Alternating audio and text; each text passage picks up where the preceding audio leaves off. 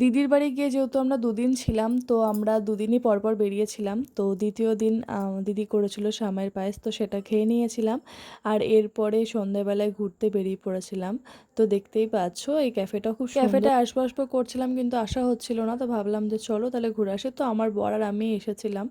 তো বেশ ক্যাফেটা ভালোই লাগছিলো। তো এরপরে আমরা অর্ডার করেছিলাম হচ্ছে যে কোল্ড কফি। তো কোল্ড কফিটা বানাচ্ছিল আর এদিকেও অর্ডার করেছিল নরমাল লাল চা অর্ডার করেছিল। তো এরপরে আমরা দুজন বসে বসে গল্প করছিলাম আর এরপরে আমাদের অর্ডারও চলে এসেছিলো কোল্ড কফি তার সাথে লাল চা। তো এরপরে কোল্ড কফিটা আমি টেস্ট করছিলাম, বেশ ভালোই ছিল খেতে।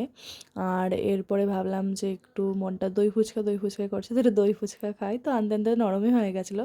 তো দই ফুচকা খেয়ে নিয়েছিলাম। আর এদিকে রাতে আমাদের মেনু হচ্ছিল, এটা কি বলো তো, এটা হচ্ছিল পানির ভর্তা। হ্যাঁ, আমার জিজু তো বেশ ভালো ভালো আইটেম করতে পারে, তোমাদের বলেইছি। তো এইদিকে হয়েছিল চিকেন কষা, আমার বর করেছিল চিকেন কষা ক্যাপসিকাম দিয়ে, আর এদিকে করেছিল জিজু পানির ভর্তা। দুটোই দারুণ হয়েছিল খেতে, সেই টেস্ট হয়েছিল। দেখে মানে আমার জিভে জল চলে আসছে, এত খেতে ইচ্ছে করছে। তো আমি তো অনেক কটাই লুচি নিয়ে নিয়েছিলাম, আর আমার লুচি খেতে সত্যিই খুব ভালো লাগে। তো এরপরে আমি পানির ভর্তা দিয়ে টেস্ট করে নিচ্ছিলাম। পানির ভর্তা দিয়ে টেস্ট করার পর ঘুগনিও ছিল, তো ঘুগনি একটু নিয়ে নিয়েছিলাম, ঘুগনি দিয়ে লুচিটা খেয়ে নিলাম।